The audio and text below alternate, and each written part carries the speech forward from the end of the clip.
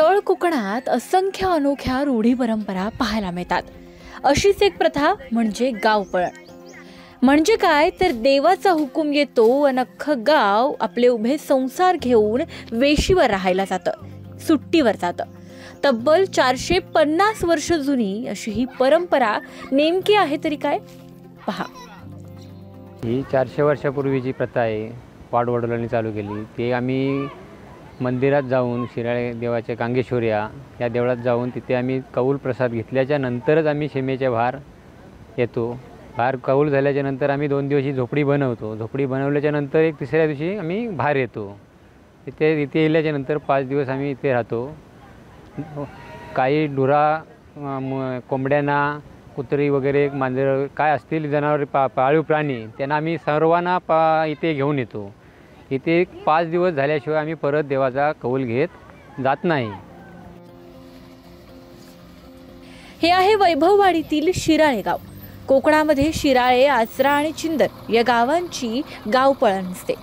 या प्रथेच्या निमित्तानं नातेवाईक, मित्रमंडळी, आप्तेष्ट असे सगळे एकत्र येतात आणि 5 दिवस आनंदात राहतात।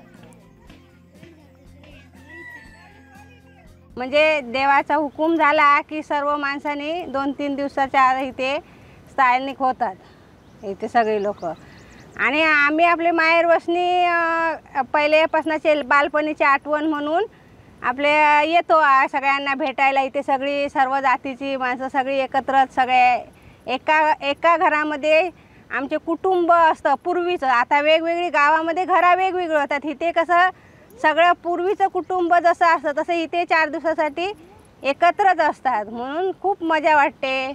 छान असं वातावरण इथलं, असं चुलीवरचं सगळं जेवण पाणी सगळं मजा अशी 4 दिवसाची गावपळण म्हणून हे देवाचं वार्षिक म्हणून साजरा वनभोजनासारखं सगळं हे करतो, साजरा करतो। श्रद्धा अंधश्रद्धेचा वाद बाजूला ठेवला तर ही प्रथा अनेक कारणांसाठी महत्त्वपूर्ण आहे। त्यापैकी एक म्हणजे गावातील विविध वर्गातील जाती जमातीतील लोक एकत्र येत आनंदाने नांदतात। साधारणपणे आमचे 71 घरं आहेत। तिथे बाकी लोकवस्ती 350-300। काही समाज धनगर समाज आहेत, पाटील समाज आहेत, हिंदू मराठा बाकी सगळ्या एकच जात दोघांची। तुम्ही कसे हे इथे या ठिकाणी एकत्र नांदता? तुम्ही इथे आम्ही सगळे एकत्रच राहतो, सगळे मिळून मिसळून एकत्रच राहतो। गावपळणीचे हे 5 ते 7 दिवस या गावकऱ्यांसाठी अगदी मंतरलेले असतात। विविध खेळ, गप्पा, धमाल असते। चाकरवानी आणि माहेर वशणीही गावपळणीच्या वेळी आवर्जून हजेरी लावतात। आणि काही दिवसांनी गावच्या देवाला पुन्हा कौल लावून हे ग्रामस्थ आपापल्या गावात आपापल्या राहत्या घरी माघारी परततात। अनंत पाताडे, महाराष्ट्र टाइम्स ऑनलाइन, सिंधुदुर्ग।